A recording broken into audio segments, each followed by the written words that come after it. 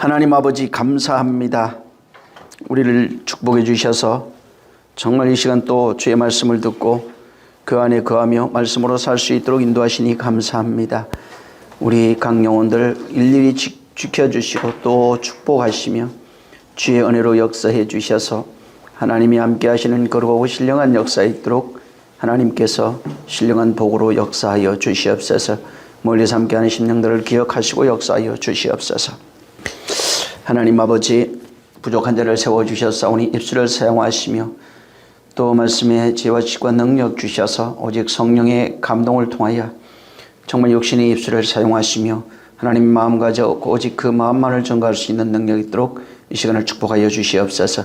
성령이 함께 하시고 복 주시기를 원하며 예수 이름으로 축복하고 기도했습니다. 계시록 4장 7절에서 11절. 계시록 4장 7절에서 11절을 같이 보겠습니다. 읽겠습니다. 계시록 4장 7절에서 11절 시작. 그 첫째 생물은 사자 같고 그 둘째 생물은 송아지 같고 그 셋째 생물은 얼굴이 사람 같고 그 넷째 생물은 날아가는 독수리 같은데 네 생물이 각각 6날개가 있고 그 안과 주의 눈이 가득하더라. 그들이 반나시지 않고 이르기를 거룩하다 거룩하다 거룩하다 주 하나님 곧 한 전능하시니여 전에도 계셨고 이제도 계시고 장차 오실 자라 하라고. 이 생물들이 영광과 존귀와 감사를 보좌에 앉아서 세세토록 사신 이에게 돌릴 때에 24장로들이 보좌에 앉으신 이에게 엎드려 세세토록 사시는 이에게 경배하고 자기의 면류관을 보좌 앞에 던지며 가로되 우리 주 하나님이여 영광과 존귀와 능력을 받으시는 것이 합당하오니 주께서 만물을 지으신지라 만물이 주의 뜻대로 있었고 또 지으심을 받았나이다 하더라. 네. 지난 시간 좀 이어서 말씀을 드리겠습니다. 계시록 4장 1절에 2일 후에 보니 하늘에 열린 문이 있고 내가 들은 바 처음 음성이 내게 말하던 나팔소리 같은 그 음성이 가로되 이리로 올라오라. 위에 마땅히 될 일을 내가 내게 보이리라. 네, 요한이 성령에 감동돼서 하늘문이 열린 그 하늘로 들어가서 환상 중에 이제 여기에 있는 그 내용들 7 영이라고 하는 것들과 또 7 동, 7 영, 수정과 같은 유리바다, 또 보좌의 네 생물, 그 6절에 있는 내용입니다. 이 네 생물을 봤고 또 24장로와 이 모든 것을 본 겁니다. 지난 시간에 말씀을 드렸지만 그 기억을 해야 되는 것이 뭐냐면은 이 유리바다라고 하는 것을 지내 말씀을 드렸는데 율법의 바다는 죄악이 가득한 바다입니다. 율법 자체가 나쁜 것이 아니고 선하고 거룩하고 의로운 겁니다. 그러나 율법의 바다에 살고 있는 인생들은 어둠이고 사망이고 저주고 괴로움이고 고통입니다. 율법 자체가 선하지만 율법을 거울로 삼고 살아가는 인생들의 모습은 오직 어둠입니다. 죄악이면서 사망이면서 노예의 삶을 살 수밖에 없는 겁니다. 왜 그러냐면 율법 자체가 너무 선해서 율법 앞에 있는 인간들의 모습은 모든 허물과 죄악이 거기에서 다 드러나게 되어 있는 겁니다. 그래서 이 유리바다라고 하는 것은 반대적 개념이에요. 이 죄악의 바다에 살아가고 있는 인생들이 여기에서 정결케 되어지는 그 모습을 말하고 있고 또 그 정결케 되는 것은 뭐냐면 은혜와 진리로 정결하게 되는 것입니다. 그래서 은혜와 진리라고 하는 이것을 통해서 죄악의 바다, 어둠의 바다, 사망의 바다에 살고 있는 그 사람들이 구원받고 영생에 이르는 그 내용을 여기에 담고 있는 겁니다. 하지만 은혜와 진리와 상관이 전혀 없는 사람들, 이들은 여전히 죄악의 바다에 살아갈 수밖에 없고, 죄악의 바다에서 살아가고 있는 인생들은 머리가 없이 살아가는 창세기 1장의 물고기의 모습을 말하고 있는 거예요. 그래서 예수님이 베드로에게 바다에 가서 그물을 던지면은 물고기들을 잡으라고 말합니다. 던지면 물고기가 낚인다는 겁니다. 그래서 나는 바로 이 죄악의 바다에 인생들을 물고기로 표현해 놓으셨고, 그리고 베드로에게 그 바다에 가서 그물을 던지라고 말하는 겁니다. 물고기로 살아가는 인생들을 건져서 사람 만드는 이야기가 바로 이 성경 속에 감춰져 있는 겁니다. 그래서 죄악의 바다라고 하는 율법의 바다에 살아가고 있는 인생들을 하나님의 말씀인 은혜와 진리를 통해서 바로 구원하시고, 은혜와 진리로 살아가는 그 사람들의 그 모습이 어둠에서 투명해졌다는 겁니다. 어둠에서 빛이라 이 말이에요. 희어졌다 이렇게 말합니다. 그래서 희다, 빛이다, 이게 같은 겁니다. 빛은 볼 수가 없어요. 근데 그 빛이 희어진 겁니다. 빛은 모든 빛이 있어요. 이렇게 빛 파장인데, 빛 같은 거를 모으면 어떻게 되냐면 빛은 흰색이 돼요. 근데 색깔이 있어요. 여기 물감이 있잖아요. 물감을 다 모아가지고 섞어 놓으면은 검은색이 됩니다. 응? 같은 건데도 좀 다르죠. 그러니까 이 빛이라고 하는 이 말씀은 희게 하는 거예요. 하나의 그것도 모형인데, 그래서 은혜와 진리의 말씀으로 희어진 존재, 빛이 되어진 존재를 여기는 유리바다에 서 있는 존재로 표현하고 있는 겁니다. 죄악의 바다에서 구원받아서 빛의 바다, 이것을 정결하다, 깨끗하다, 투명하다, 맑다, 희다, 빛나다, 여러 가지 성경 말씀에 그렇게 이것을 인용하고 있는 겁니다. 그리고 그렇게 희어져서 깨끗해져 있는 그 사람들, 그게 뭐냐면 칠로 완성되어진 존재들입니다. 그게 희어진 존재, 투명한 유리바다에 서 있는 존재는 7영이라고 한 것은 칠로 완성되어진 것, 창세기에 나오는 그 7의 완성을 의미하는 거예요. 그래서 하나님의 안식에 들어간 겁니다. 그래서 그 하나님의 안식이라고 하는 것은 그가 먼저 들어가시고 너희는 내 안식에 들어오라 이렇게 말씀해요. 아직 인간들은 들어간 적이 없었어요. 근데 그 안식에 들어갈 수 있는 길을 예수 그리스도께서 만들어 놓으신 거예요. 그래서 이제부터는 누구라도 그 예수 그리스도 안에서 거리로 들어가서 그 안식에 들어갈 수 있는 자가 되는 겁니다. 그래서 7의 완성이 되면 완성된 자를 유리바다에 있다 이렇게 표현했고, 그 다음에 그 7영이다, 7촛대다 이렇게 말하고 있는 겁니다. 그래서 예수님이 2장 3장에 1장부터 나오죠. 거기에 7교회에 가는 얘기인데 그가 금촛대를 들고 있어요. 금촛대, 7금촛대, 7영 같은 것을 말합니다. 그래서 그 촛대, 영, 이거는 그 말씀으로 되어진 존재, 교회, 여기 2장 3장이 교회라고 표현해놨고, 이 세상에 있는 은혜와 진리로 완성되어진 자, 칠로 완성되어진 존재를 그렇게 표현한 겁니다. 요한이 여기 보면은 한이 4장 1절에 하늘이 열리는 그런 경험을 합니다. 그 열렸다고 하는 것은 그 열림이라고 하는 게 있어요. 성경에도 보면 굉장히 열리는 것이 굉장히 닫았다, 열렸다 하는 것이 있어요. 닫히면 그가 막혀 있는 걸 얘기를 하고, 열렸다 하는 것은 예수님이 그 중간 담을 하셨다는 거죠. 성소에 보면 휘장이 찢어졌다, 하나님과 우리 사이에 가로막혀 있던 담이 허물어졌다, 혹은 바로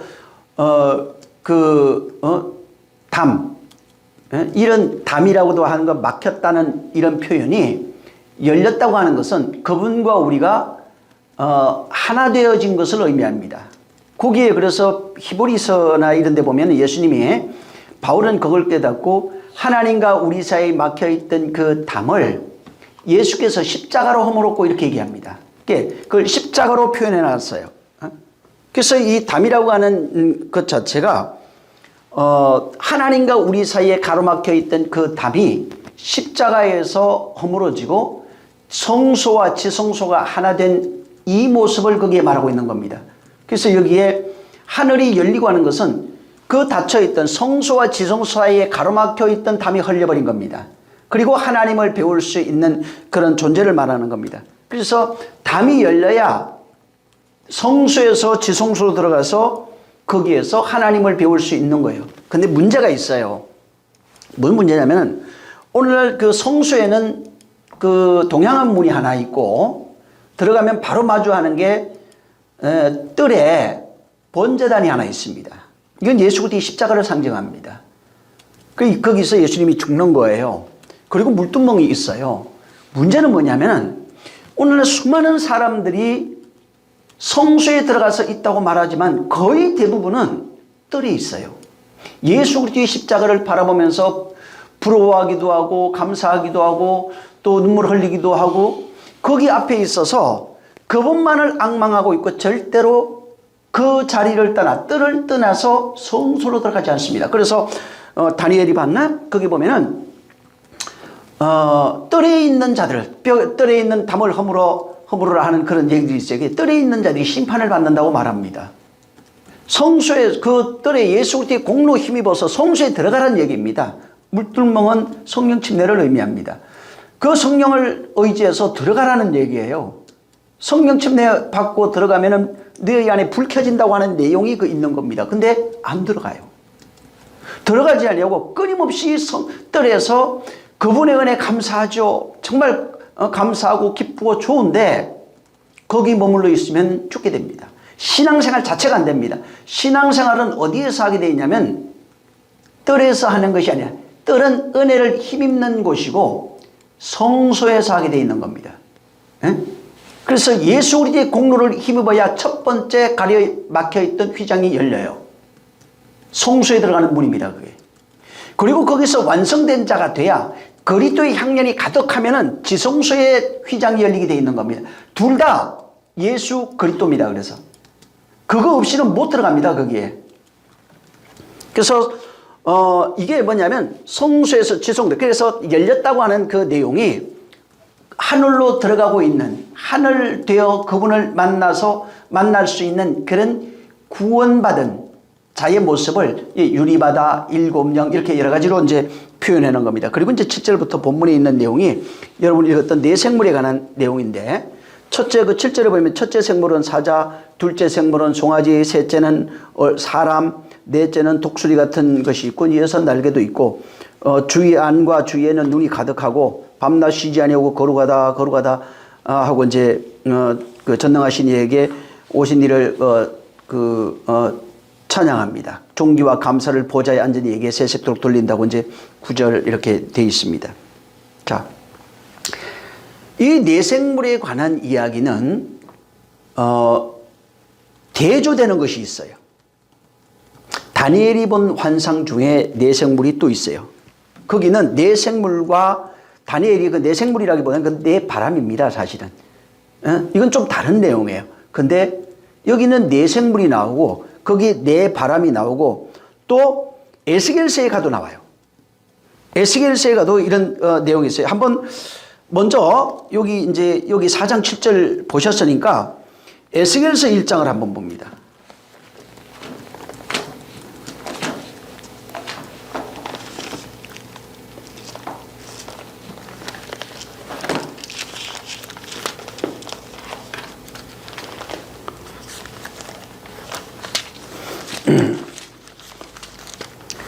자, 나중에 여러분이 4절부터 그 25절까지를 다 읽으시면 됩니다. 근데 뭐 지금은 이제 시간이 없기 때문에 건너뛰면서 한번 보겠습니다. 자, 5절을 읽습니다. 5절, 6절.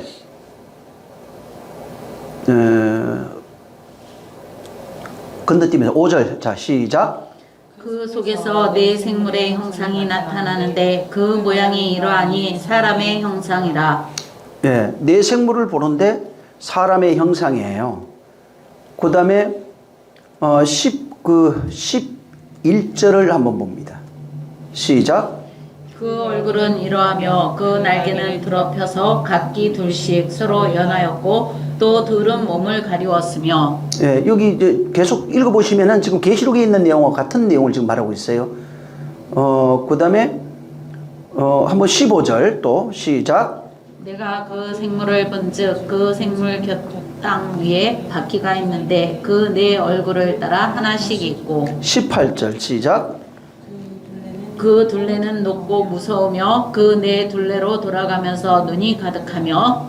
예, 그 23절 시작. 그 궁창 밑에 생물들의 날개가 서로 향하여 펴 있는데 이 생물은 두 날개로 몸을 가리웠고 저 생물도 두 날개로 몸을 가리웠으며. 예, 여기 지금 네 생물에 관한 얘기가 그대로 나옵니다. 10장을 한번 보세요. 또 에스겔서 10장. 여기도 여러분이 나중에 좀 읽으셔야 됩니다. 자세하게 읽어보면은 이게 지금 계시록에 있는 내용하고 같은 것을 이제 볼 수가 있어요. 1절부터 나중에 20절까지 한번 읽어보시면 됩니다. 읽어보시는데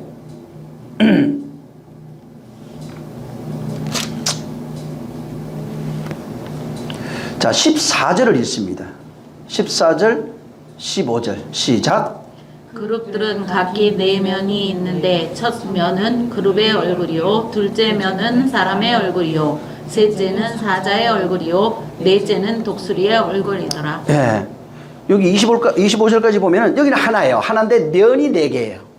면이 네 개고 똑같이 뭐 사람, 사자, 그다음에 사람 뭐 독수리 다 있어요. 여기도.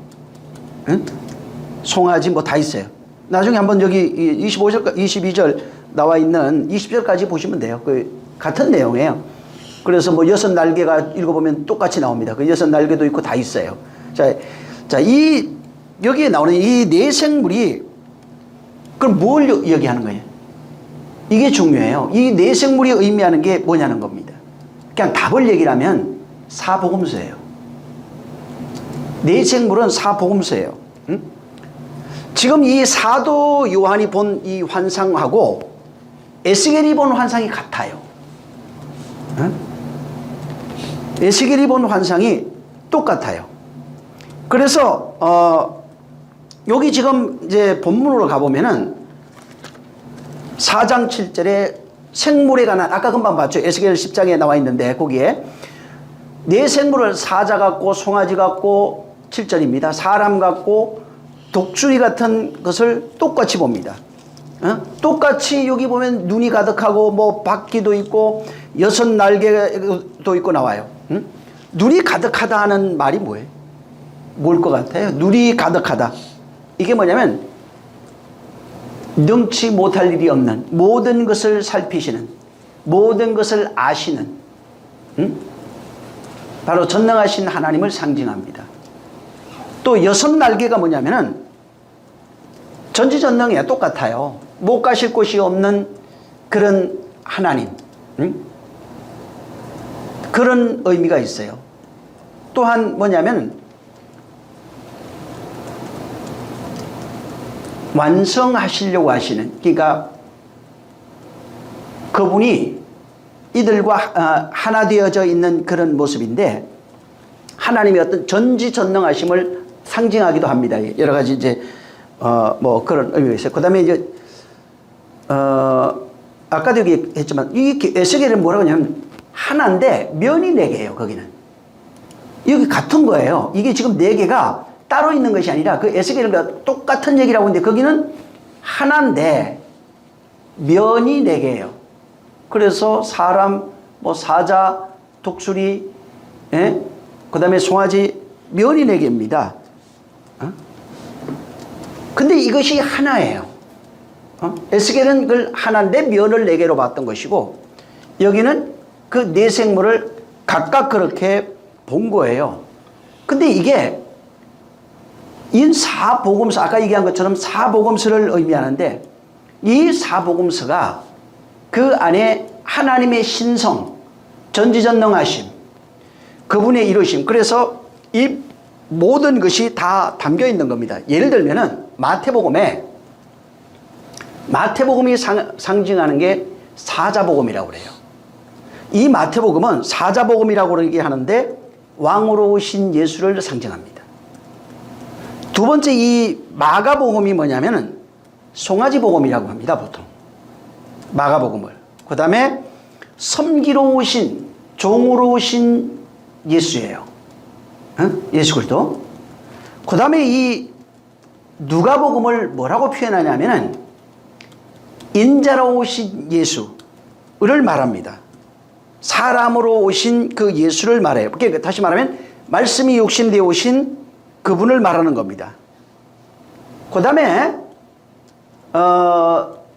네 번째가 독수리복음이라고 그러는데 그걸 요한복음을 독수리복음이라고 합니다. 대개. 그리고 이것은 그리스도로 오신 예수를 상징합니다. 그 시편 같은 데 보면 독수리를 찾아보면 하나님의 깊은 곳에서 날아오기도 하고 하나님의 것을 우리에게 전달하는 그런 것들도 이렇게 있어요. 그래서 이 요한복음에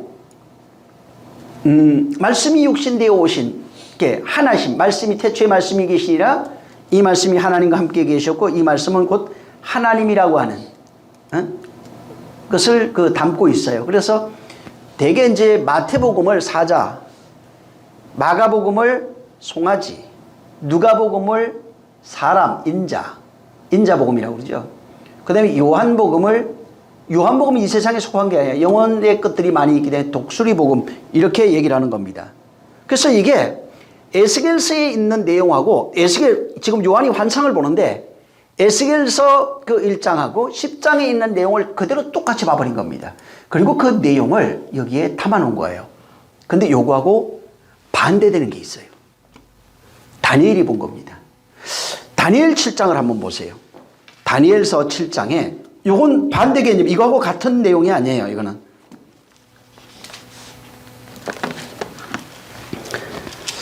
여기도 1절부터 나중에 여러분이 한번 7절까지 나중에 보시기 바랍니다.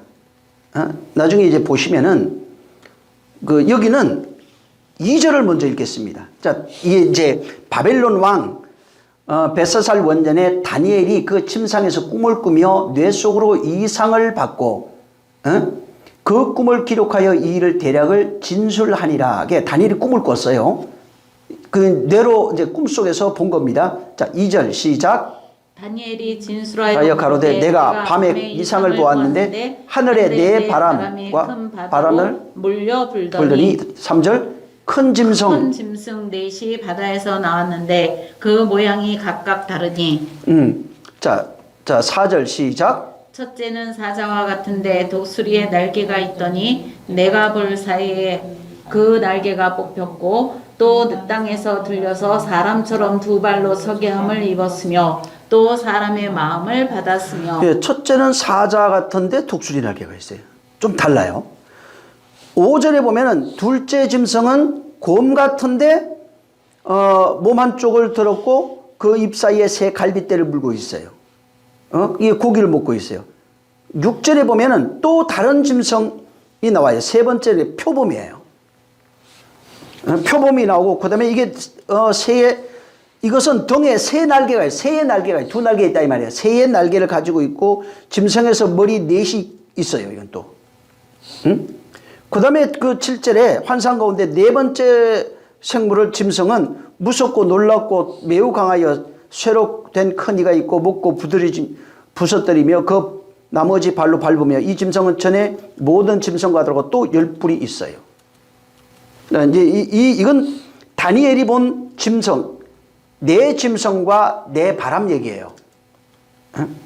자, 여기에 이때 당시에 다니엘이 본 환상은 사실은 네 바람 혹은 2절에 네 바람, 그 다음에 큰 짐승 넷, 2절 3절이 있죠. 바다에서 올라오는 큰 짐승 넷, 네 바람에 관한 환상입니다. 자, 이때 당시에는 이 환상은 일반적으로 어떻게 생각하냐면 이스라엘을 대적하고 있던 당시 열강들, 예를 들면 뭐 바벨론, 메데, 페르시아, 뭐 그리스, 로마 같은 이런 나라를 의미한다고 이제 신학자들은 그렇게 이제 정의를 합니다.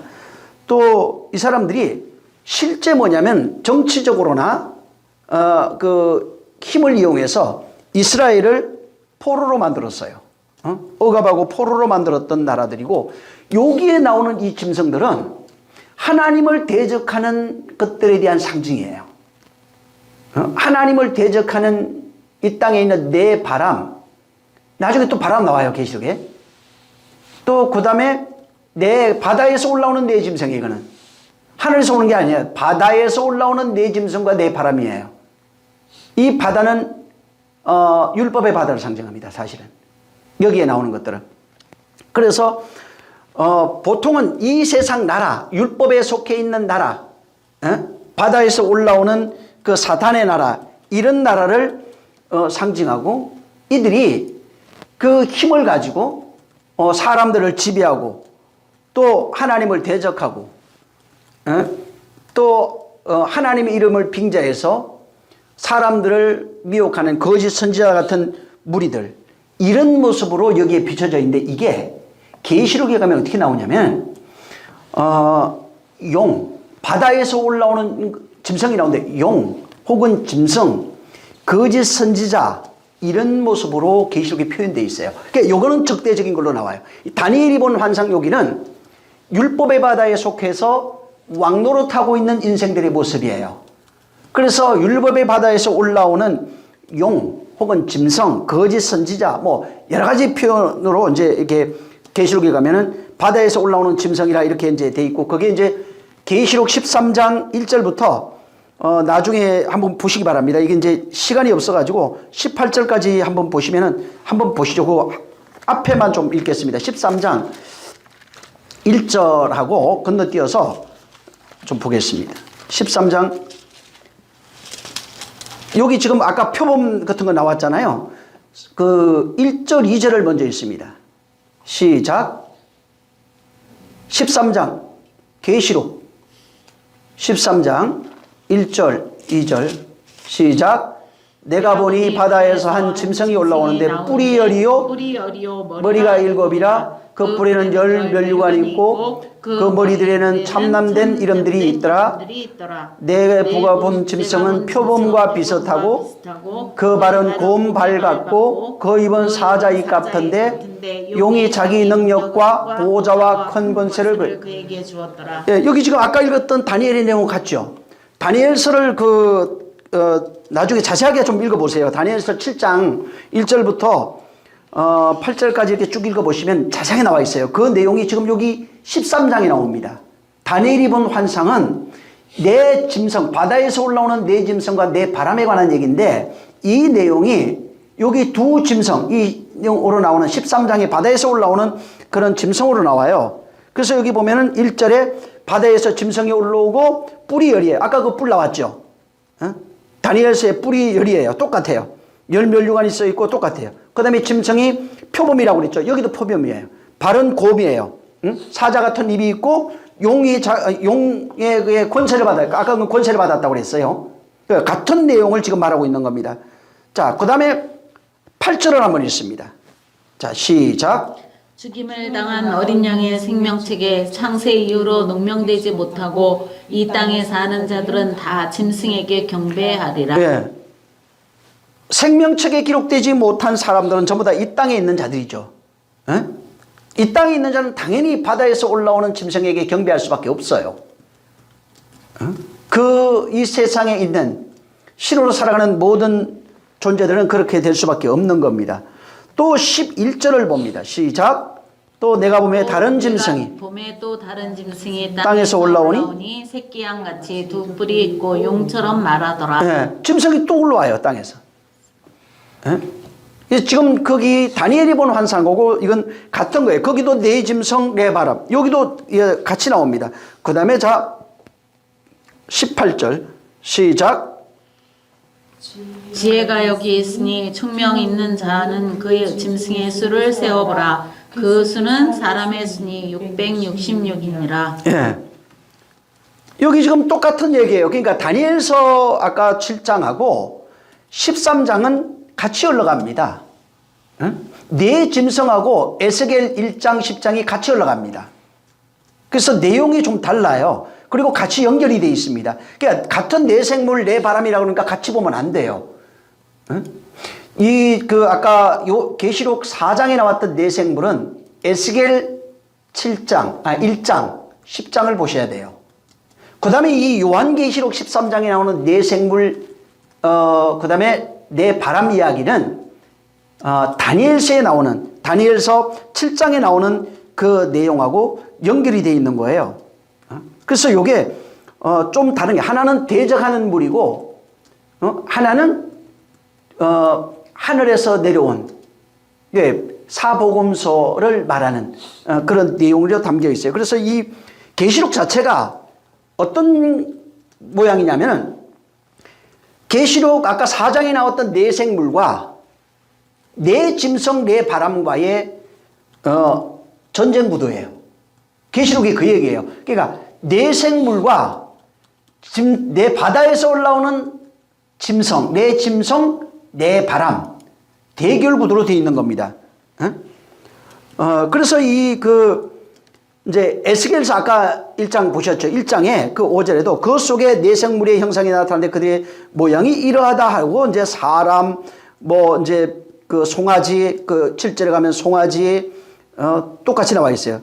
그 다음에 쭉 내려가면은 소, 송아지, 그 다음에 독수리 다 있어요. 10절. 에스겔서. 그래서 거기에 있는 내용. 그래서 이게 항상 대결 구도가 어떻게 되냐면은 에스겔이 본 환상과 다니엘이 본 환상이 즉 이게 대결 구도예요. 이 계시록에는 4장과 7장을 이 계시록 자체에 내 생물과 내 바람, 바다에서 올라오는 내 짐승, 내 바람과 대결 구도로 되어 있는 겁니다. 자, 근데 이 내 생물의 모형을 구약 성경 혹은 이 신약 성경 여기저기에 굉장히 많이 만들어 놨어요. 그건 이 환상으로 본 내용들이고, 이 내 생물은 어디에도 있냐 하면은 이스라엘의 12지파 속에도 있어요. 그 내 생물의 모양이 어쩌면 법궤가 있고 성막이 있습니다. 이스라엘은 항상 그 성막을 쳐놓고, 거기에 4지파씩 동서남북으로 진을 치게 했어요. 그리고 그 성전 그 테두리 가까이에는 누가 있냐면 레위 지파가 진을 칩니다. 그리고 이제 그 뒤에가 세 지파 동서남북으로 해서 3지파씩 해가지고 진을 쳐놓은 겁니다. 그래서 이 법궤를 중심으로 해서 네 방향 동서남북에 12지파가 담겨 있는 모습이 바로 이 모습이에요. 법궤를 중심으로 진을 치고 있는. 그래서 이스라엘이 12지파는 법궤라고 하는 그 하나님을 상징합니다. 하나님의 말씀이 담겨 있는 그곳이 그 법궤의 다스림을 받고 있는 지파가 12지파입니다. 그리고 이 모습을 보좌 주위에 있는 내 생물하고 똑같은 거예요. 이 계시록 4장에 나와 있는 보좌 주위에 있는 그 내 생물하고 똑같은 겁니다. 그리고 이 진을 칠 때나 이동할 때도 똑같은 겁니다. 시내산에서 이스라엘이 하나님의 말씀을 받죠. 그리고 그 말씀을 받으면서 성막을 어떻게 지어야 되는지를 성막 짓는 법을 받는 겁니다. 그리고 그들이 성막을 짓고 40년 동안 성막을 중심으로 신앙생활한 모습이 광야교회의 모습이에요.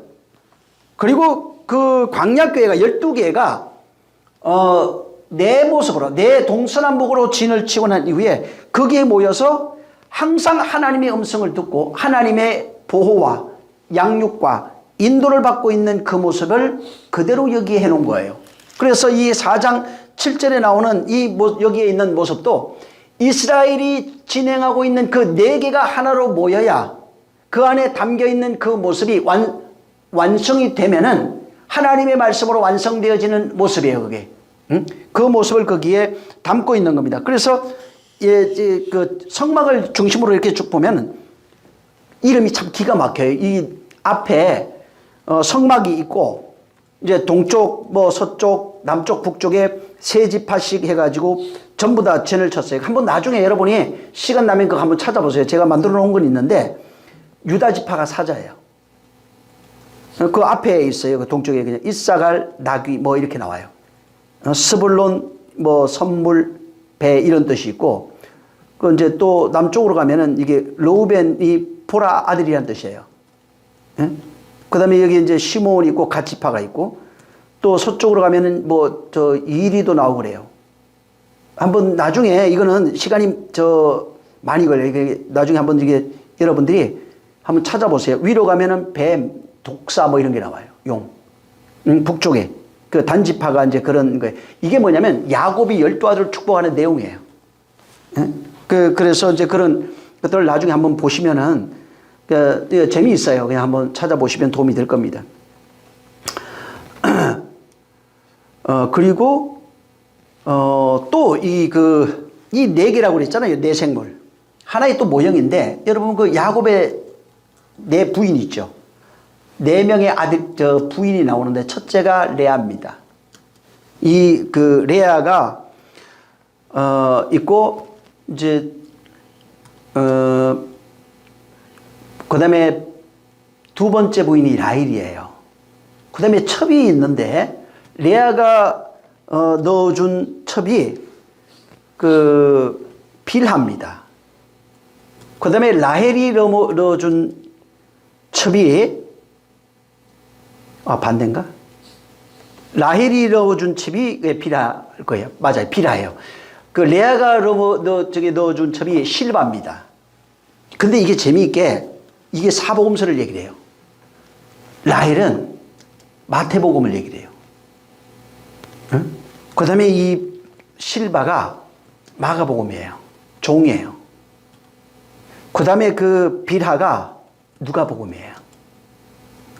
그 사람을 상징해요, 그게. 또 그 다음에 요셉, 라헬에게서 두 아들이 나오죠. 응? 요셉과 베냐민이 나오죠. 근데 여기가, 요셉, 그리스도를 상징합니다. 그게, 요한복음을 상징하는 그런 의미가 있어요. 근데 이 모습이 네 생물이 어디로 나오면 또 구약으로 가면 에덴의 내강으로 나와요. 그 뜻들이 거기에 다 들어가 있어요. 에덴의 내강, 야곱의 아내들, 응? 이 내용이에요. 그러면 이 사복음서가 결국은 뭘 얘기를 하고 싶으냐면은 하나님에 의해서 만들어지는 여자들이에요. 그래서 내 여자예요. 내 여자를 통해서 그 여자를 정결하게 만들어가는 내용이 사실은 이 성경에 담겨 있는 내용입니다. 그리고 이것을 사복음서를 통해서 정확하게 우리에게 보여주고 있는 겁니다. 그래서 사복음서 속에 사복음서를 통해서 여자를 정결한 처녀로 만들어가는 그 하나님의 그 마음, 하나님의 뜻이 사실은 거기에 담겨 있는 겁니다. 그래서 이게 동서남북에 있는 12지파, 세 지파씩 해가지고 나와 있는 그 모습이나, 야곱의 네 아내들의 모습이나, 에덴에 나오는 그 네 강의 모습, 그 다음에 네 생물, 다 같은 겁니다.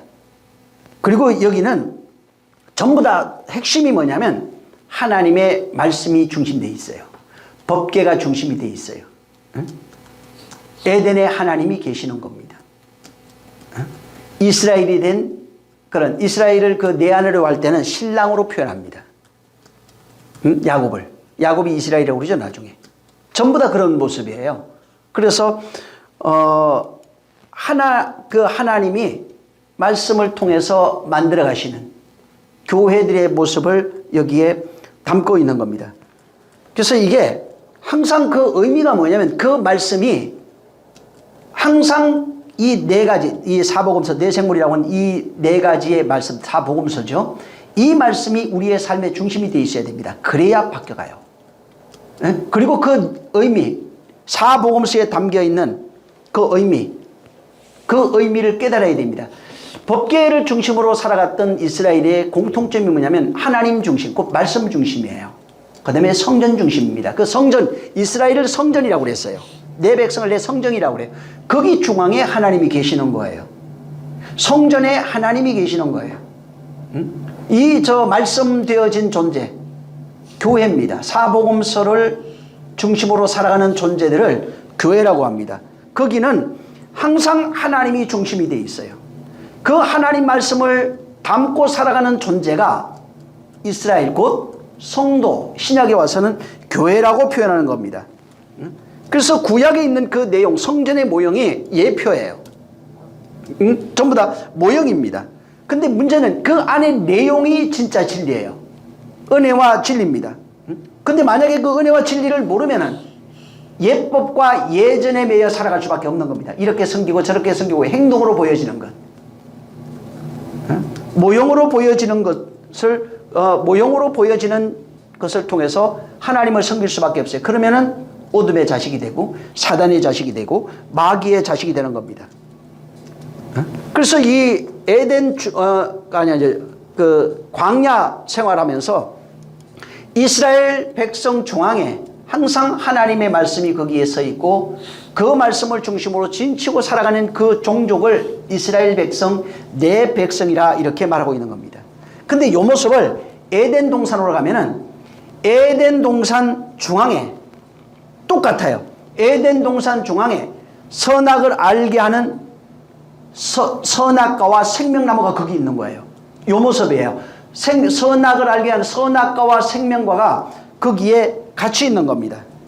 이 선악과와 생명과의 모습이 광야에 와서는 성막 안에 법궤로 나타난 거예요. 그래서 법궤는 하나님의 선악과도 있고 생명과도 있어요. 선악과로만 알면은 저주받고 죽습니다. 근데 거기는 은혜의 보좌도 시온자도 있어요. 그래서 거기에서 시온자에서는 은혜가 베풀어지고 죄인 죽을 수 있는 자가 살아나는 그 역사가 거기에 있는 겁니다.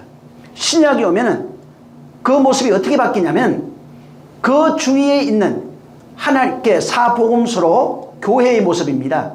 사복음서를 먹고 살아가고 있는 교회고 그 중앙에 누가 있냐면 예수 그리스도가 있어요. 에덴 동산에 있는 그 중앙에 선악을 알게 하는 나무와 생명나무가 있고 네 강이 흘러갑니다. 그 다음에 이 모습이 광야에 오면은 성막과 법궤가 있고 동서남북으로 네 지파가 있어요. 전부 다 하나님의 말씀을 중심으로 살아갑니다. 신약에 오면은 사복음서를 먹고 살아가는 바로 교회가 있고 그 중앙에 예수 그리스도가 바로 서 있는 겁니다. 그래서 이 내용을 모르면은 에덴 동산 따로 성막 따로 또 신약 교회 따로 전부 다 다른 거예요. 그냥 교훈으로 그것을 받고 설명할 수밖에 없는 겁니다. 근데 그래서 정말 그 내용, 그 안에 담겨 있는 내용들을 알고 거기에서 우리가 생명을 발견해야 됩니다. 인간은 이 창세기 보면 뭐라고 나오냐면 성경이 무슨 얘기를 하는 거냐면 너희는 원래 에덴에 있다가 거기서 선악과 먹고 아담과 하와가 쫓겨났잖아. 이게 너야. 이 얘기를 하고 있어요. 에덴 동산에서 선악과 먹고 쫓겨나서 근본된 땅을 토지를 가는 바로 그런 존재야. 자, 근데 성경은 여기서부터 내가 시작할게. 하나님이 그 얘기하는 겁니다. 너희는 선악과 먹고 쫓겨난 존재인데 내가 여기서부터 시작할 거야. 다시 내가 에덴을 회복할 거야. 응? 그리고 여기서 다시 내가 쫓겨난데 너희가 다시 돌아오게 할 거야. 내가 돌아오게 할 거야. 응? 내가 너희를 인도할 거야. 그래서 에덴 동산 그 사건이 창세기 2장 3장에 쫓겨났다가 다시 하나님께서 돌아오게 하겠다는 그 구속사의 시작과 그 과정이 거기에 담겨 있는 겁니다. 그래서 하나님이 거기에 선악과 먹고 쫓겨난 이후에 아담과 하와를 위해서 생명의 길을 두루도는 화영금이라고 그랬잖아요. 응? 화영금으로 그것을 지키게 하셨어요. 근데 요 모습이 선악과 먹고 쫓겨났는데 천사를 통해 가지고 화영금으로 그걸 지키게 해놓은 거예요. 근데 요 모습을 그대로 재현해 가지고 지성소와 법궤 사이에 휘장을 만드시고 거기에다가 바로 천사들 거기에 새겨놨어요. 응? 그리고 들어가면은 두 천사가 법궤 위에 서로 마주보고 서 있어요. 에덴 동산에 그 모습에 화영금을 들고 생명의 길로 가지 못하도록 막고 있는 그 형상을 휘장에도 그려놓고 막혀 있다는 거예요. 하나님께 나가는 길이 막혔다는 거예요. 생명길로 나가는 그 길이 막혔어요. 그래서 창세기 3장 24절에 보면은 하나님이 그 사람들을 내어 쫓으시고 난 이후에 에덴 동편에 그룹들과 두루도는 화영금을 두어 생명의 길을 지키게 하셨다 이렇게 말합니다. 근데 이 모습을 출애굽기 25장 22절로 가면 거기서 내가 너와 만나고 속죄소 위에 곧 정곡계 위엔 두 그룹 사이에서 내가 이스라엘 자손을 위하여 내게 명한 모든 일을 내게 알리라. 그러니까 거기도 두 그룹이 있어요. 지성소와 성소를 가로막고 있는 휘장이 천사들을 날개 편 천사들을 그룹들을 수놓아 놨어요. 생명의 길을 아무나 갈 수 있는 게 아닙니다. 그래서 제사장 모형으로 해놨던 그 대제사장인데 1년에 한 차 들어가려면은 그 안에 있던 그 향단이 있습니다. 이걸 집어넣어놔야 돼요. 지성소 안에 집어넣고 향연이 가득해가지고 앞에 안 보일 정도가 되면은 그때 들어가서 죽음을 면하라고 돼 있어요. 거기가 보이면 안 돼요. 이 모습을 그대로 표현해 놓은 겁니다. 그래서 법궤 위에 천사라든가 가로막고 있는 그런 여러분 성경에 보면 예수의 죽음, 그리스도의 죽음 나와요. 예수의 죽음도 있어야 되고 그리스도의 죽음이 있어야 되는 겁니다. 그걸 하나가 아니라고요. 그게 하나면 뭐하러 그렇게 따로 다 기록해 놨겠어요. 그리고 그 가는 길 자체에 법궤 위에 있는 그 천사들, 그룹들 똑같이 에덴 동산에 있는 화영금을 가지고 생명길을 가로막고 있는 그 그룹들을 똑같이 같은 모습이에요. 그리고 그 안에는 뭐가 있냐면 생명의 말씀이 있어요. 법궤 안에 뭐가 있냐면 하나님의 말씀이 있는 겁니다. 그래서 그룹들이 화영금을 든 그 그룹들이 생명나무로 가는 그 길을 다 가로막고 있는 겁니다. 오직 그 길은 예수 그리스도로 말미암지 않고 나로 말미암지 않고는 아무도 아버지 집에 갈 수 없어요. 그 길은 갈 수 있는 길이 아니에요. 인간이 스스로 갈 수 있는 길이 아무도 없다고요. 근데 인간의 노력으로 가려고 그러잖아요, 지금. 인간의 어떤 그런 희생, 열심, 노력으로 가려고 그러지만은 그 길을 갈 수가 없는 겁니다. 근데 오직 이 길은 그리스도로밖에 열리질 않아요. 그리고 예수님이 뭐라고 했냐면 나는 아버지의 말씀으로 왔다는 거예요. 아버지의 말로 왔다는 거예요. 이게 아버지가 진리고 내가 진리고 성령이 진리라고 말합니다. 하나님의 말씀을 누구를 통해서 들을 수 있냐면 오직 예수 그리스도밖에 없어요. 예수 그리스도만 통해서 듣는 겁니다. 성령이 오셔도 내가 한 말, 예수 그리스도께서 이 땅에 계실 때 하신 그 말을 생각나고 기억나고 가르친다고 되어 있습니다. 하나님의 말씀을 전하는 자, 이제 사자라고 그러잖아요. 천사. 그게 안겔로스라고 합니다. 하나님의 말씀을 전하는 그런 사자들. 여기에 공통점이 뭐냐면 사자의 공통점은 자기 것이 없어요. 성경에 나온 사자들 전부 다 보면은 대언하는 자일 뿐이에요. 그냥 하나님의 말씀을 담고 대언하는 자가 전부 다 사자예요. 그리고 성경에 보면 말씀이 있어요. 하나님의 말씀으로 우리 이제 번역을 해놨는데 어찌됐든 그 하나님의 말씀으로 번역되어 있는 이 말씀을 계시록에는 검이라고 그래요. 이건 구약에도 나와요. 말씀이 검이에요. 그 말씀을 검이라고 그래요. 예수님도 감췄던 그 비밀이라고 말합니다. 감춰진 그 비밀. 예수님도 자체도 골로새서 가면은 하나님의 비밀이라고 그래요. 진리를 예수님은 감추어진 비밀이라고 말합니다. 천국이 전부 다 감춰져 있다고 말합니다. 성경에 표면적으로 보이는 내용은 감춰져 있는 내용이에요. 전부 다 보이질 않는 거예요. 근데 예수님이 오셔서 감춰져 있는 그 천국의 비밀을 풀어주시는 겁니다. 그 생명길을 다 가로막고 있어요. 못 풀어요. 인간은 갈 수가 없어요. 근데 예수님만 그 길을 열어주실 수 있고 예수님만 그 감춰져 있는 그 비밀, 말씀의 비밀, 성경의 비유로 되어 있는 것, 환상으로 되어 있는 것, 이런 또 감춰져 있는 것들, 이런 것들을 그분이 풀어주시는 겁니다. 그래서 이 성경에 그룹이라고 돼 있잖아요. 이게 하나님 말씀을 전하는 자 혹은 그룹으로 돼 있는데 이게 뭐냐면 하나님의 말씀을 담고 있는 그런 말씀의 검. 그 그룹 자체가 문제가 있어요. 그룹 자체가 대단한 게 아니라 그룹 자체는 하나님의 지식을 담고 있어요. 하나님의 말을 담고 있는 거예요. 그 말을 담고 나가니까 말씀의 검이 되는 거예요. 우리가 말씀의 검이라고 해요. 계시록에 나중에 보면 입에서 나오는 말이 막 나와요. 검이 나와요. 내가 그 말씀이 담겨 있으니까 그 입에서 검이 나오는 거예요. 그게 말씀의 검이에요. 그럼 내가. 그와 같은 이치라 이 말이에요. 그룹들이 하나님의 말씀의 검이 되어서 역사하는 것뿐이에요. 근데 거기에는 그가 담고 있는 것이 뭐냐면 하나님의 말씀이에요. 그 모습이 법궤로 나타난 거예요.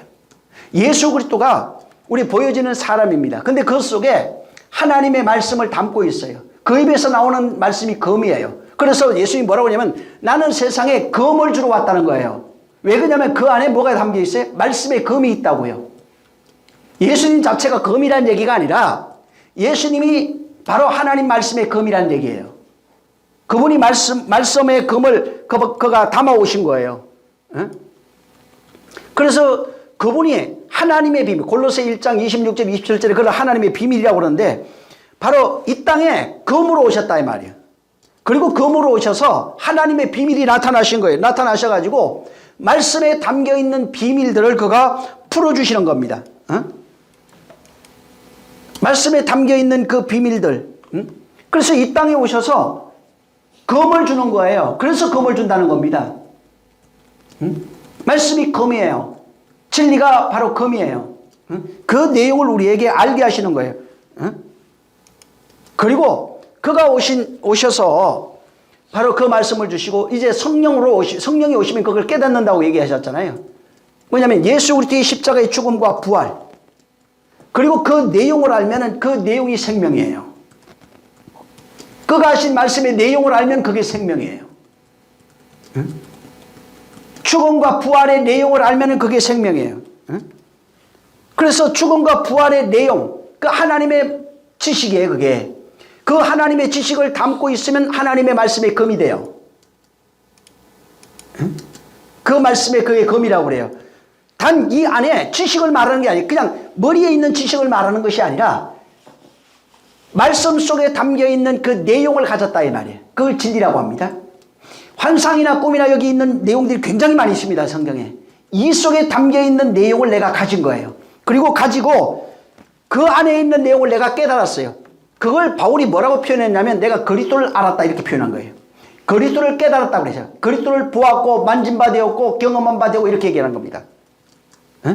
그게 뭐냐면 그 안에 있는 내용, 그 예수님이 하신 말씀의 내용, 그가 보여주신 행동, 십자가의 죽음과 부활에 관한 모든 내용, 그 내용을 그가 깨달아서 내가 가지고 있는 상태입니다. 그리고 그 깨달은 그것을 내가 선포할 때 다른 사람은 내가 아마르로 얘기해도 다마르로 듣지만은 그 내용을 잘 몰라요. 세상 지식으로 받겠지만은 그러나 내 안에 담겨있는 그것을 말하는 겁니다. 바울도 그래서 내 안에 있는 것을 내게 주노라. 베드로도 그랬죠. 내 안에 있는 예수 그리스도의 이름을 준다고 그러는데 그 이름이 나중에 하면 말씀으로 나와요. 응? 그 이름을 내가 주라. 일어나 걸어라 이건데 내 안에 있는 것을 주는 거예요. 성령을 통해서 예수 그리스도의 모든 것, 말씀하신 모든 것, 또 비유, 꿈, 환상 할 것 없습니다. 모든 것들 그 안에 있는 내용을 진리로 깨닫는다면은 그 내용이 내 안에 담겨 있는 거예요. 그래서 하나님이 이 성경에 나오는 이 성막도 마찬가지고 에덴도 마찬가지고 뭐 어떤 가문의 이야기도 마찬가지인데 하나님이 당신이 누구인지, 당신이 어떻게 하시려고 하시는 건지, 당신이 하시려고 하시는 그런 일들이 뭔지 이것을 전해주기 위해서 에덴으로도 말씀하시고 이스라엘로도 말씀하시고 성전으로도 말씀하시고 법궤로도 말씀하시고 또 십계명이 있죠. 왜? 돌판 두 개가 하나 되어야 되는 거예요. 십계명이 그 성전의 모습이에요. 이 성경 전체는 십계명 얘기입니다. 그래서 그 안에 안 되니까 이스라엘 역사로 말씀하시고 법궤로 말씀하시면서 그 안에 뭐가 있는 줄 알아? 하나님 말씀이 담겨 있는 거야. 그 앞에 뭐가 있냐면은 만나가 있는 거야. 거기는 거기는 아론의 지팡이도 있는 거야. 쌍난 지팡이가 있는 거야. 그 모습을 계속해서 설명하고 있는 겁니다. 근데 그 내용을 못 깨달으니까 어떻게 되냐면 양 잡고 소 잡고 해가지고 끊임없이 짐승을 제물로 드리는, 그러니까 당시 고대 사람들이 하는 종교성으로 하나님의 말씀을 바꿔버린 겁니다.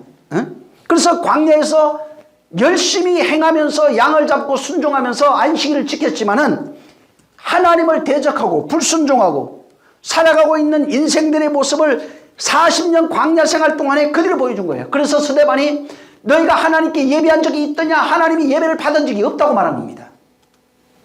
왜 그러냐면 그걸 하나님이 주신 그 십계명, 그 다음에 성소 안에서 섬기는 예법이 있어요. 이걸 규례와 율례로 바꿔버린 거예요. 그 내용을, 십계명의 내용을 전혀 알지 못했어요. 알지 모르니까 할 수 없이 그대로 시키는 대로 양 잡고 소 잡고 안식일에는 안 움직이고 끊임없이 이런 모형.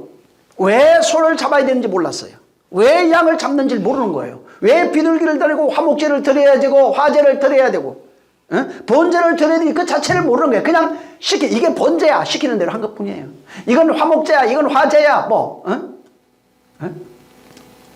이건 속건제야. 끊임없이 그건 알았는데 그것이 담고 있는 무엇을 말하기 위해서, 무엇을 가르쳐 주기 위해서 그렇게 하라고 그러셨는지에 대한 내용을 전혀 모르고 있는 겁니다. 그러니까 할 수 없이 40년 광야 생활에 열심히 하나님을 섬겼던 자들은 요단강 못 건너갔어요. 열심히 하나님을 섬겼는데 못 건너갔어요. 말씀의 신비에 새겨진 자들만, 여호수아 갈렙만 들어가는 겁니다. 말씀에 검이 된 자들만 들어가는 겁니다. 요단강을 통과해서 들어가서 그들은 천국 비밀을 아는 자들이에요. 그 모형으로 해놓은 거예요, 다 그게. 하나님이 감춰줬던 비밀을 아는 거예요. 그 생명을 맛본 자들이에요.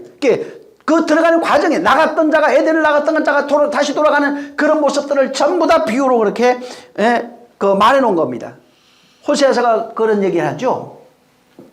너희 백성이 망하는 이유가 뭔 줄 아느냐고. 하나님을 알지 못해서 하나님을 아는 지식이 없어서 멸망한다는 겁니다. 이게 무슨 말이에요? 성경 잘 읽고 있는데, 성경 많이 읽었는데, 필사도 많이 했는데, 그리고 성경 몇 장 몇 절 뭐가 있는지 다 알고 있는데, 성경 공부 열심히 했고 신학교 잘 다녔는데, 그건 하나님 아는 게 아니에요. 그냥 껍데기 핥은 겁니다. 껍데기 수박 핥은 거예요. 그건 아무 의미가 없는 거예요. 그 안에 감춰져 있는 내용이에요. 꿈, 환상을 봤어요. 환상에 감춰져 있는 내용이 뭐냐는 거예요. 다니엘이 본 환상의 내용이 뭐예요? 요셉이 술 가는 장, 술 맡은 관원장, 또 뭐야? 저 떡 만드는 관원장인가? 두 사람 그 환상 봤잖아요. 그 내용을 알잖아요. 7 송아지, 살찐 소, 파리한 소, 이 내용을 알잖아요. 내용을 알아라는 얘기예요. 환상 자체가 중요한 게, 그 내용이 중요한 게, 그 내용 속에 하나님의 뜻이 담겨 있는 겁니다. 여기 나오는 그룹들이 전부 다 그런 거예요. 하나님의 지식, 하나님의 말씀이 검이 된 자들이에요. 존재예요. 하나님의 말씀을 담고 바로 전하는 존재. 그걸 사자, 천사, 그룹 이렇게 얘기하는 겁니다. 그래서 하나님의 임재를 다 경험하는 거예요. 요한도 지금 하나님의 임재를 경험하고 있는 거예요. 하늘이 열리고 하늘에 있는 것들을 비유로 다 본 겁니다. 그리고 그 내용들을 그가 깨닫는 거예요. 그 내용을 모르면 아무것도 아닌 거예요.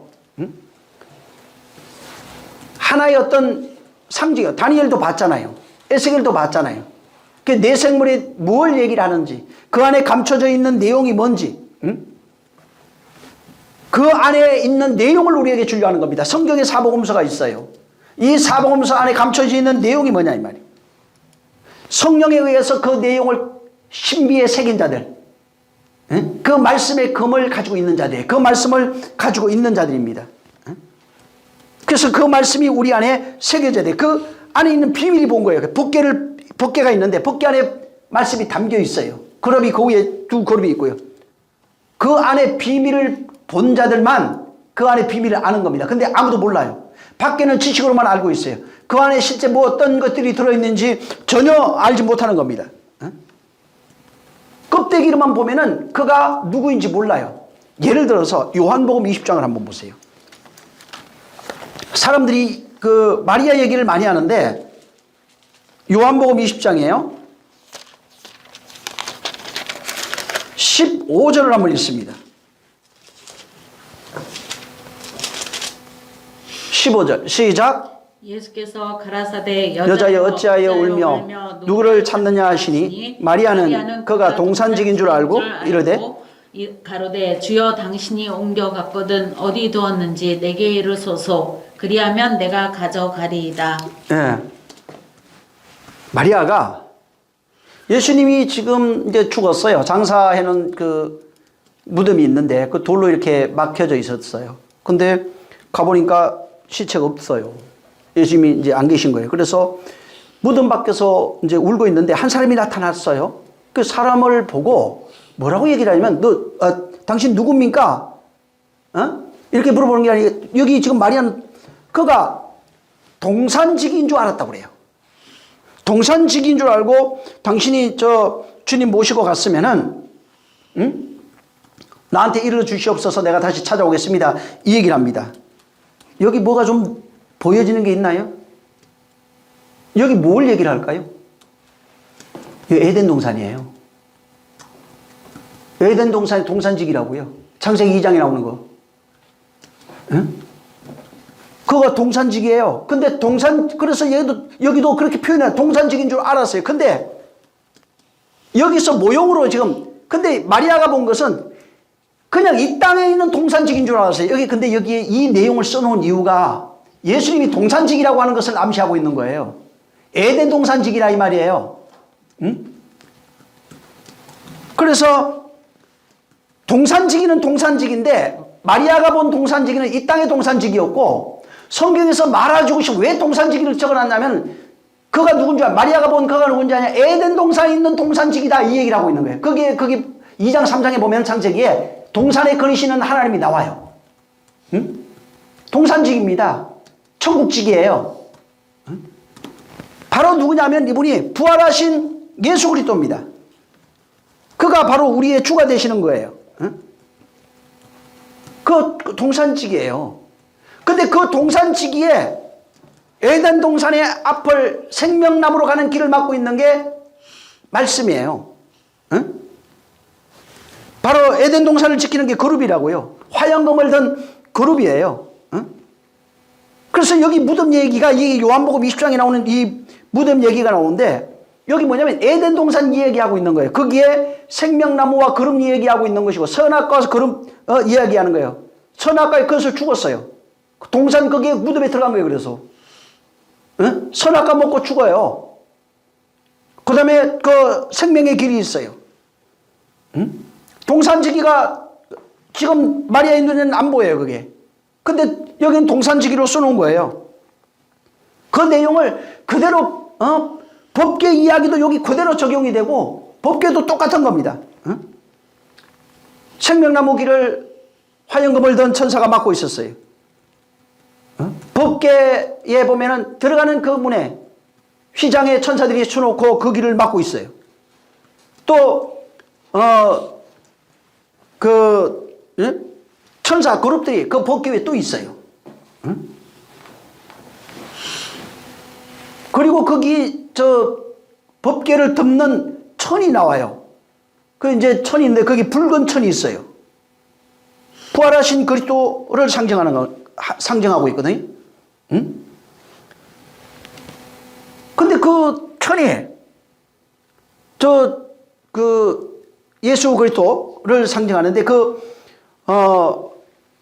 예수로 무슨 예수의 죽음인데 예수로 덮여져 있는 안에 내용 그리스도가 예수로 덮여져 있어요. 그 안에 내용물이 말씀이 예수로 덮여져 있는 거예요. 예수 안에 말씀이 있다는 얘기예요. 예수 안에 그리스도의 말씀이 그 안에 가려져 있는 그 내용을 말하고 있는 겁니다. 그래서 보여지는 지금 예수님이 있어요. 예수님이 하나님의 말씀을 담고 오신 그리스도예요. 예수님이 예수 그리스도라고 그러잖아요. 그 아버지가 내 안에 있다. 아버지가 하라고 하신 말씀이 내 안에 있다고 그래요. 내가 하는 말은 아버지의 말이다 그럽니다. 예수는 우리가 보여지는 모습입니다. 그는 말씀이 육신되어 오신 그 모습이에요. 그리고 그 육신되어 오신 그 모습을 로마서 13장에 가면은 뭐라고 되냐면 죄의 모양으로 오셨다고 그래요. 육체를 가리켜서 말씀이 육신되어 오신 그 모습을 죄의 모양이라고 말합니다. 죄의 모양으로 나타나신 거예요. 말씀이 육신되어 오신 모습이 죄의 모양이에요. 그 육체가 깨지는 게 십자가예요. 죄의 모양이 십자가에서 깨져서 그 육체가 깨져야 그 안에 담겨있는 말씀이 쏟아져 나오는 거예요. 그걸 모형으로 십자가에서 죽으면서 물과 피가 쏟아져 나오는 모습으로 보여준 겁니다. 자, 그래서 눈에 보이는 예수가 있어요, 지금. 눈에 보이는 예수가 파괴돼야 돼요.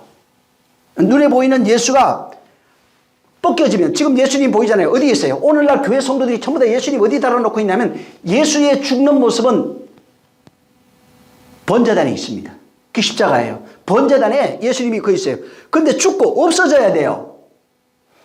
그래서 예수님이 죽었는데 제자들 밖에 안 보여요. 다른 사람 못 봐요. 부활하신 모습을. 왜 그러냐면 부활하신 모습은 그리스도인 안에서만 볼 수 있는 거예요. 예수 믿는 자들 안에서만 보이고, 그래서 보여지는 예수가 깨지면 그 안에 담겨있는 그리스도가 있어요.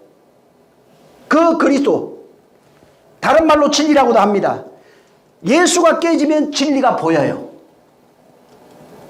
근데 그래서 내가 죽는 것이 너희한테 유익이 있다고 그래. 죽지 마시옵소서. 아니다. 내가 죽는 것이 하나님의 뜻이기도 하지만 너희한테 큰 유익이 있다고 그래요. 왜? 성령이 오시면은 그 안에 담겨있는 내용이, 그리스도가, 곧 진리가 성령에 의해서 밝히 보여지기 시작하는 겁니다. 근데 안 깨지면은 입을 통해서 나오는 것밖에 없어요. 그거가 깨져야 되는 거예요. 그래서 예수의 그 십자가의 죽음이라고 하는 것은 우리 눈에 가려져 있어요. 생명나무에 가는 그 길이 가려져 있어요. 선악과 먹은 인생들은 생명나무가 보이지 않는 겁니다. 근데 예수의 육체가 딱 깨지니까 생명나무로 가는 그 길이 열려버린 거예요. 그 길을 가로막고 있던 그 화영금을 든 화영금이 있잖아요. 그게 열려버린 거라고요. 휘장이 다 찢어져 버린 거예요. 그러면서 법계의 내용이 나타나는 겁니다. 생명나무가 보이기 시작하는 거예요. 그 육체가 깨져야, 그가 죽으면 그리스도가 보여요. 그가 죽은 것을 알면, 그래서 어디서 죽어야 돼요? 내 안에서 죽어야 돼요. 보여지는 육체를 쫓으면 안 돼요. 보여지는 형상을 쫓으면 안 돼요. 안 보여야 됩니다. 그래서 보지 않고 믿는 자가 복이 있어요. 보이면 안 돼요. 보이는 자들은 그리스도가 안 보여요. 예수의 육체만 보여요.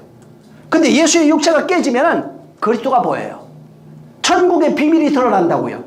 그 안에 천국의 비밀이 있어요. 그 말씀이 생명나무에 생명이 보여요. 생명나무가 보인다고요. 육체가 깨져야 바로 그 말이 우리 안에 들어오면서 성령에 의해서 그 비밀이 보이기 시작해요. 예수가 그래서 비밀이에요. 그리스도가, 예수 그리스도가. 하나님이 감췄던 비밀이에요. 어디에서 나타나요? 교회에 나타납니다. 성도 안에서 나타나는 거예요. 하나님을 아는, 그래서 이 안에서 성령에 의해서 하나님을 아는 지식, 곧 그리스도로 말미암는 그 지식, 그 지식이 우리 안에서 밝히 보이는 겁니다. 그래서 여기 이제 마리아가 요한복음 20장에 무덤이라고 그래요. 그 무덤에 여자가 와요. 꼭 남자가 오면 좋은데 여기 여자가 와요. 거기 마리아는 인류를 대표하는 모습으로 나타나는 겁니다. 그리고 인류의 모든 모습이 무덤이에요. 그래서 무덤 속에 있는 자를 내가 깨우러 간다고 그래요. 무덤 속에 누가 잠자고 있냐면 나사로가 잠자고 있습니다. 거기 깨우러 가는 거예요. 무덤 속에서, 근데 누가 안 보이냐면 예수는 보이는데 그리스도가 안 보여요. 그래서 죽으신 그분을 찾아 헤매고 있는 인생들의 모습이 마리아의 모습이에요. 그래서 다시 말하면 무덤 속에 마리아의 모습으로 살아가고 있는 인생들의 모습을 이 마리아로 설명해 놓은 겁니다. 마리아가 바로 우리의 모습이에요. 그리고 그 마리아를 찾아오셔서 그에게 은혜를 부여하시는, 시여하시는 그 모습을 보여주고 계시고, 그리고 그 마리아를 당신의 몸으로 취하시는 모습을 그게 보여주고 있어요. 눈이 밝아지면은 이게 끝풀이 벗겨져야, 예수라고 하는 끝풀이 벗겨져야 그리스도가 보입니다. 이 같은 모습이 예수 부활하신 후에 엠마오로 내려가던 두 제자가 있었어요. 육체로 보여지는 그분이 안 보여요. 나중에 그를 알아봅니다. 응? 그리스도는 발견할 수가 없어요. 그렇게는. 응? 바로 우리 예수라고 하는 그 눈에 초점이 맞춰져 있던 사람들은 그리스도를 볼 수 없어요. 부활하신 마리아도 지금 못 보고 있잖아요. 여기. 응? 부활하신 그분을 볼 수가 없는 겁니다. 응? 부활하신 그분이 바로 우리 안에 있어야 돼요. 그래서 내가 너희 안에 있는 것을 그날 성령이 오시는 그날에 바로 너희가 알리라고 이렇게 말씀하고 있는 겁니다. 예수님은 우리 몸 밖에 있는 분이에요. 몸 밖에서 있는 그분을 우리가 2000년 동안 찾아도 못 찾습니다. 그거는. 응? 마리아도 그 그리스도를 발견할 수가 없어요. 왜? 죽기 전의 모습을 자꾸 생각하는 거예요. 예수의 모습, 십자가에 죽는 그 모습을 생각하는 거예요. 근데 그리스도는 죽기 전에 그 모습이 아니라 부활하신 그리스도는 마리아가 발견할 수 없어요. 엠마오로 가던 제자들도 발견하지 못합니다. 응? 그가 그 모습으로 나타나지 않는 한은. 근데 보지 않고 믿는 자, 누굴? 예수를 보지 않고 믿는 자들이 그리스도로 그가 우리 안에 임하시는 거예요. 예수는 몸 밖에서 역사하셨고 그리스도는 우리 안에서 역사하시는 분이에요. 다시 말하면 영으로서, 그리스도의 영이라고 로마서 8장에 되어 있는데 영으로서 응? 우리 안에 역사하시는 분, 성도 안에 역사하는 분, 교회 안에 임하여 역사하는 분이 바로 그리스도예요. 예수는 몸 밖에서 하나님의 뜻을 이루시고 율법을 완성하시는 분이고 그리스도는 성도 안에서 성도를 완성해 가시는 분이에요. 응? 그래서 그분이 예수가 깨어져야 비로소 그 생명가를 가로막고 있던 황영금을 든 그 생명나무의 길로 가는 그 길이 보이기 시작하고 생명이 뭔지 알기 시작하고 생명을 가진 자가 될 수 있는 겁니다. 응? 바로 이렇게 그 생명, 예수가 깨어지고 예수의 모형으로 있던 그 부분이 보지 않고 믿는 자들이에요. 보이는 그 형상이 깨어지고 십자가에서 바로 그가 그리스도로 영으로 성도 안에 임하여서 영으로 계신 그분을 발견한 자들, 응? 생명을 발견한 자들, 자기 안에서 생명의 길을 발견하고 그 생명을 맛본 자들, 응? 그런 자들이 그리스도를 발견한 자가 24장로예요. 응? 생명을 맛보고 있는 자가 24장로들이에요. 생명을 가진 자들이 바로 교회 24장로들이에요. 응? 교회를 상징하는 게 교회. 응? 교회. 그 생명을 가진 존재들. 그리스도를 아는 존재들. 체험한 존재들. 응? 그래서 계시록 21장에 보면 교회가 그 보좌에서 흘러나오는 하나님 보좌에서 흘러나오는 그 생명수에 젖어서 그 생명으로 열매 맺고 있는 존재가 되는 겁니다. 하늘의 천국의 비밀을 발견한 존재가 되는 거예요. 그 생명을 먹고 사는 그런 존재가 되는 자들이 24종은 전부 다 요한처럼 그 내용을 다 보는 자들이에요. 하늘의 비밀들, 예수 그리스도 안에 감춰져 있던 그런 비밀들, 말씀에 감춰져 있던 그런 비밀들, 이런 것을 다 본 자들이에요. 아는 자들입니다. 성경에 옛것 새것 나오잖아요. 옛것. 예수의 죽음을 통해서 옛것이 보여요. 왜? 예수의 죽음. 다시 말해서 예수의 죽음. 옛것과 새것이 예수 그리스도를 말합니다. 옛것으로부터 새것을 얻게 되는 거예요. 예수 죽음을 통해서 그리스도를 발견하게 돼요. 성령에 의해서 그 내용을 발견하기 시작해요. 그 말씀에 담겨있는 그 내용들을 알기 시작하는 거예요. 그래서 이 옛것과 새것을 아는 자, 옛것을 통해서 새것을 발견한 자, 예수를 통해서 그리스도를 아는 자들이 보좌 옆에 서서 찬송과 경배와 영광을 돌리게 되어 있어요. 예수 그리스도도 요한복음 17장 4절 5절에 가면은 그것을 다 이루시니 아버지께서 영광을 아버지께 돌렸고 아버지께서 영광을 받았다고 말합니다. 또 나는 아버지의 그 영광 받으신 그 영광으로 내가 영광을 받았다고 말합니다. 보이는 예수가 죽지 아니하면 오늘날 지금 2000년 동안 모든 교회가 보이는 예수를 쫓아가고 있어요. 보이는 예수는 너희는 다시는 나를 보지 못할 것이라고 얘기를 하고 있는데 그분을 계속 쫓아가요. 지금 너희는 다시 보지 못하는 게 맞아요. 그러나 잠시 후에 너희가 나를 본다고 말합니다. 육체로 임하신 예수는 보면 안 돼요. 볼 수 있는 분이 아니라고요. 그런데 잠시 후에 너희는 나를 보고 기뻐한다고 말합니다. 그리스도로 임하신 자, 성령을 통하여 그리스도로 임하신 그분을 아는 거예요. 내 안에 그분이 계신 것을 내가 아는 겁니다. 그래서 예수 그리스도를 옛 것을 통해서 새 것을 경험하는 자들, 육체가 아니에요. 우리 인간을 말하는 게 아니에요. 예수를 통해서 그리스도를 발견한 자들, 그리스도를 경험한 자들, 생명과를 맛보고 있는 자들, 이런 자들이 하나님께 찬미와 영광을 돌리는 겁니다. 다시 말해서 진짜 진리된 자가 되는 거예요. 진리를 가진 자가 되는 거예요. 정결한 처녀를 사복음서를 통해서 정결한 처녀를 만들어서 바로 그래서 바울이 뭐라는 얘기냐면 내가 너희를 정결한 처녀로 그리스도께 준비한다는 거예요. 이 사복음서는 우리를 만들어가는 겁니다. 정결한 처녀로 여자로 만들어가는 거예요. 마리아가 그 모습이에요. 거기에 찾아오시는 거예요. 내가 너한테 그리스도로 오겠다는 겁니다. 그리고 내가 너와 결혼하겠다는 겁니다. 무덤 속에 거리는 우리를 어둠에 있는 자, 무덤에 잠자고 있는 자들을 찾아오셔서 내가 너를 정결한 처녀 만들어서 너하고 결혼하겠다는 거예요. 그래서 그분을 발견해요. 부활하신 그분을 볼 수 있어야 되는 거예요. 부활하신 그분을 봐야 돼. 나중에 보면은 그분을 만나요. 제자들이 그분을 만납니다. 아들로 상징되는 12제자예요, 다.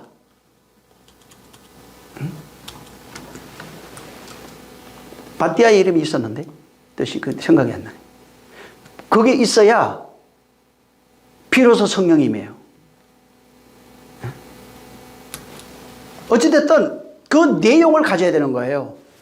그래서 진짜 내가 예수를 통해서 그리스도를 담은 자, 그의 은혜, 예수는 은혜예요. 그리스도는 진리예요. 그래서 은혜와 진리라고 하는 겁니다. 그 담은 자가 하나님의 이름을 높일 수 있는 거예요. 하나님의 이름을 아무나 영광 받으세요 해서 높이는 게 아니고 예수를 통해서 그리스도를 발견한 자들만이 하나님을 영화롭게 할 수 있어요. 그들만이 그리스도와 결혼한 자들이에요. 그리스도와 결혼한 자가 다른 자가 아니고 그리스도를 발견하고 그가 내 안에 주로 계신 자들이에요. 그분이 생명이에요. 그래서 그 생명을 가진 자만 생명과를 먹고 있는 거예요. 생명의 길을 통과해서 거기에서 그분을 만나는 겁니다. 이 말씀의 비밀들, 천국의 비밀들이 그리스도를 교회에 지금 그리스도인 된 자들 속에 열려지고 있는 겁니다. 바울이 지금 요한이 본 이 환상이 나오는데 이 환상이 지금 교회들에게 열리고 있는 거예요. 천국의 비밀들이 계속 열리시기를 예수님으로 축원합니다. 정말 이 내용. 그래서 여기 지금 요한이 지금 말하고 있지만은 여기 있는 이 내생물들, 이것은 우리를 만들어 가시는 그 모습들이에요. 그리고 그들이 이 만들어지면은 그 말씀으로 되어진 존재들, 예수의 은혜와 그리스도의 진리를 경험한 자들, 주가 그 안에 있는 자들, 그들이 세세토록 영광을 돌리는 교회가 될 수 있어요. 이것이 안 되면은 세세토록 찬미와 존귀와 영광이라고 하잖아요. 영광과 존귀와 감사를 돌릴 수 있다고 그러는데 이들은 그리스도가 없는 자들은 안 돼요. 이거 교회에서 찬양해서 되는 게 아니에요. 아무리 노래 잘하고 그 다음에 뭐 감사합니다 써가지고 보내고 해서 되는 문제가 아니에요. 반드시 은혜와 진리를 경험한 자들만 할 수 있는 거예요. 이거는 정말 은혜와 진리를 경험하시기를 예수 이름으로 축원합니다. 이러한 감사와 찬미와 영광을 돌리시기를 예수 이름으로 축원합니다. 이게 24장로들이에요. 그 비밀들이 밝히 보여져요. 율법, 우리 만약 율법과 진리로 얘기한다면 율법이 진리로 보여져야 돼요. 그 속에 예수 안에 담겨있는 예수 안에 담겨있는 내용, 그리스도가 갖고 있는 그 내용들이 보여져야 되는 거예요. 예수가 깨지면 그게 보이는 거예요. 성령으로 그게 보여져요. 깨달아져요. 알아지는 거예요. 그래서 나중에 보시면 여러분이 듣는다는 것이 있고 본다는 것이 있어요. 그 다음에 말하는 게 나오고 그 다음에 먹는다, 마신다, 입는다가 있어요. 여기 말하는 거하고 입는 건 같은, 이 두 개가 같은 내용이에요. 말하는 거, 입는 거는 이거는 우리가 보여지는 게 아니에요, 사실은. 말하는 거, 먹고 마시는 거는 다 우리가 할 수 있는데 이 입는 것은 세상이 볼 수 있는 게 아니에요. 말씀으로 되어져 살아가는 존재가 되면 입는 거예요. 말씀이 돼야 입어요. 그래서 그 옷을 그리스도의 말씀이라고 그러잖아요. 하나님의 말씀 곧 옷이라고 얘기되어 있어요. 19장에 보면 계시록에. 그러니까 옷은 뭐냐면 말씀이 되어져 말씀이 되어져 살아가는 상태가 옷이에요. 말하는 것도 마찬가지예요. 말씀이 내 안에 되어졌을 때 말하는 거예요. 이건 두 개는 보이잖아요. 말하는 것과 이건 보이는 게 아니에요. 그걸 그리스도의 향기로 표현하는 거예요. 하나님이 맡을 수 있는 향기가 되어야 되는 겁니다. 그럼 바뀌어야 돼요. 변화되어야 됩니다. 그냥 막연히 변화돼서요. 육체의 절제를 말하는 게 아니에요. 절제는 절대로 안 바뀝니다. 죽을 때까지 해보세요. 바뀌는 거. 그리스도의 말씀이 새겨져야 돼요. 그 내용을 깨달아져야 돼요. 그리고 내 옛사람이 새 사람으로 그 말씀에 옛사람, 율법으로 살아가는 옛사람이 죽고 진리로 살아가는 새 사람이 됐을 때 비로소 바뀌었다고 그러는 겁니다. 하나님은. 그걸 정결한 천회라고 그래요. 그래서 요한복음 17장에도 하나님의 말씀은 꼭 말씀으로 저희를 거룩하게 하옵소서. 말씀만이 거룩하게 되는 거예요. 그게 정결한 천회예요. 정말 하늘의 비밀 아시기를 예수님으로 축원합니다. 기도하겠습니다. 이 시간 기도할 때 받은 은혜대로 정말 내 24장로들과 같이 찬미와 영광을 돌릴 수 있는 존재가 되게 해달라고 그렇게 기도하겠습니다. 하나님 아버지 감사합니다. 정말 우리를 축복해 주셔서 은혜와 진리로 살아갈 수 있는 존재, 오직 생명을 먹으며 마시며 잊고 사는 그러한 존재들, 또 이것을 말해줄 수 있는 존재로 진정한 참 교회된 존재, 그리스도인 된 존재로서 이 세상 있는 동안에 승리하는 삶을 살게 하시고 그 말씀을 알고 깨달아 하나된 존재가 되어 진실로 그 말씀이 이루어지게 함으로써 하나님께 내가 찬미가 되고 감사가 되고 존귀가 되어질 수 있는 존재 되게 하여 주시옵소서. 사복음서가 내가 되어지게 하여 주시옵소서. 정결한 천을 만들어 가시는 그 거룩한 신부로 만들어 가시는 그 말씀이 나를 그렇게 만들어서 그와 하나 된 존재로서 살아가는 존재가 되게 하여 주시옵소서. 성령이 함께 하시기를 원하며 예수님으로 축복하고 기도했습니다. 하늘에 계신 우리 아버지여, 이름이 거룩히 여김을 받으시오며 나라에 임하옵시며 뜻이 하늘에서 이룬 것 같이 땅에서도 이루어지리이다. 오늘날 우리에게 일용할 양식을 주옵시고 우리가 우리에게 죄진 자를 사하여 준 것 같이 우리의 죄를 사하여 주옵시고 우리를 시험에 들게 하지 마옵시며 다만 악에서 구하옵소서. 나라와 권세와 영광이 아버지께 영원히 있사옵나이다. 아멘. 감사합니다. 우리를 축복하시고 은혜 베풀어 주셔서 진실로 하나님이 함께 하시는 거룩한 존재 되게 하여 주시옵소서. 하나님 우리 아버지여, 우리를 진리로 인도하시며 24장로로서 살아갈 수 있게 도와주시옵소서. 자, 모든 영광 하나님께 돌리겠습니다. 수고 많이 하셨습니다.